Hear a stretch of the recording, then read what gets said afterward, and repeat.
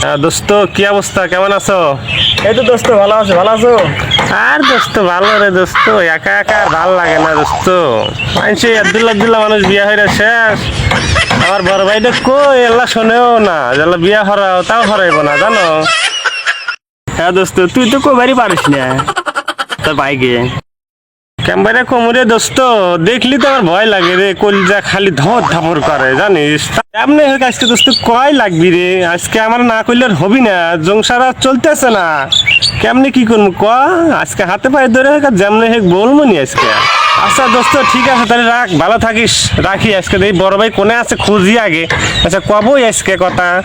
হ্যাঁ দোস্ত, তাহলে আজকে কোষ যে ভাই হোক। বড় ভাই কনে গেল, এরা তো খুঁজে পাইতেছি না, আজকে না করলে কি হবে, মাথার ভিতর খালি বিয়ার গেরা উঠে গেছে গা। বুঝলো বড় ভাই? সালাম আলাইকুম বড় ভাই। ওয়ালাইকুম আসসালাম। আচ্ছা ভাই, আপনার কাছে আসলাম, একটা কথা কইতাম। আমি তো জানি তুমি বিয়া করবে, এই কথা কইবেন নাকি তো তুমি আইসাও। একটা বাড়িতে কিন্তু লোক খুবই দরকার। লোকজন বাড়িতে এনে লাভ কি, নিজেরাই চলবার পারি না, লোকজন এনে লাভ কি? একটা লোকের খুবই দরকার।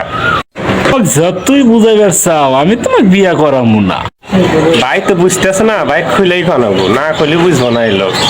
বড় ভাই আমার বিয়া করার লাগবে ভাই, আমার একা একা ভালো লাগে না। হাট, কামাই কাজ নেই, বিয়া শুধাইছে। তো ভাই যতই টালটি পাল্টি করো, বিয়া না হলে আমি এবার মরেই যাবো। নেই একটা দুর্ঘটনা ঘটালাম, কথা দিলাম কিন্তু। ওরে বাবু আমার বাইর থেকে নাই মনে কাজ। ভাই আমি কিন্তু সত্যি বিশ্বাস করে বুঝলাম না, আমার কথা দেহনি বিশ্বাস করতেছো না। আরে খাবি খা, আমি একটু দেখি। ভাই আমি কিন্তু সত্যি সত্যি বিষ খাবো, এই দেখো আমি কিন্তু বিষ নিয়ে আইছি বুঝছো, আর কি মারায় না। বিষ খাবো খা, আমি একটু দেখি।